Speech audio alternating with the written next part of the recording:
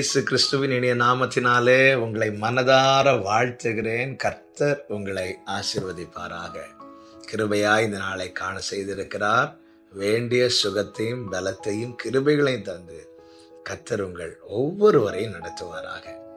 1 ராஜாக்கள் 8வது அதிகாரம் 20வது வசனம். இப்போதும் கர்த்தர் சொல்லிய தம்முடைய வார்த்தையை நிறைவேற்றினார்.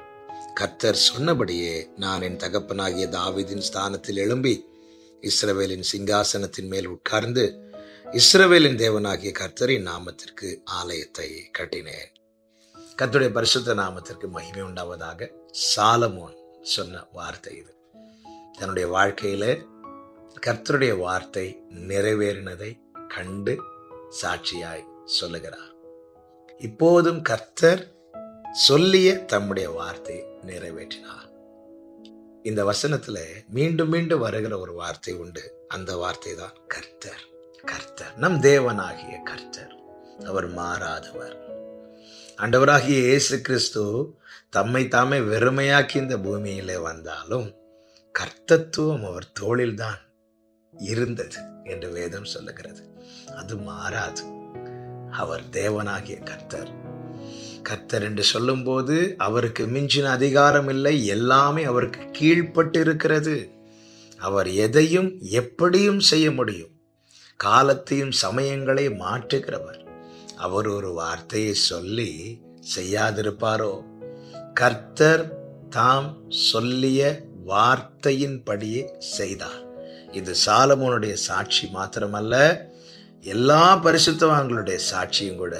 ஏன் இந்த நாளிலே என்னை கேட்டுக்கொண்டிருக்கிற ஒவ்வொருவருக்கும் சொல்லுகிற வார்த்தை இதுதான்.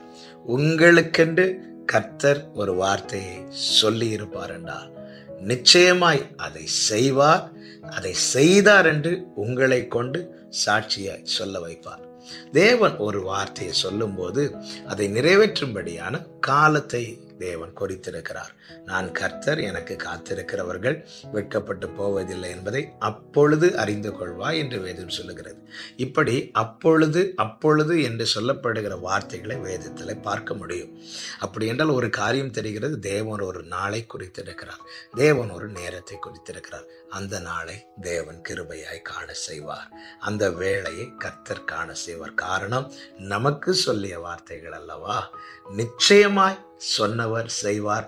அவர் கர்த்தரானபடியினாலே. எனவே இந்த நாளில் எனக்கு கேட்கிற ஒவ்வொருவருக்கும் இயேசு நாமத்தில் சொல்லுகிற வார்த்தை இதுதான். உலகம் சொல்லுகிற வார்த்தைகளை கேட்டு சோர்ந்து போகாதீர்கள். உன்னதர் சொன்ன வார்த்தை இருக்கிறதல்லவா, அதை பற்றி கொள்ளுங்கள். சொன்னவர் நிச்சயம் செய்வார். காரணம், அவர் கர்த்தர். கர்த்தர் உங்களை ஆசீர்வதிப்பாராக. ஜெபிக்கலாமா? எங்கள் நல்ல தகப்பனே, இரக்கமுள்ள பிதாவே, நாங்கள் விசுவாசிக்கிறோம், நம்புகிறோம். ஆண்டவரே, இப்போதும் கர்த்தர் தாம் சொல்லிய வார்த்தையின்படியே செய்தார் என்று சாலமோன் சாட்சியாய் சொன்னது போல அந்த நாளை ஒவ்வொருடைய வாழ்க்கையில காண செய்து ஒவ்வொருவரையும் கர்த்தர் சாட்சியாய் நிறுத்தப் போகிற தயவுக்காக ஸ்தோத்திரம். இயேசுவின் நாமத்தில் பிதாவே, ஆமென்.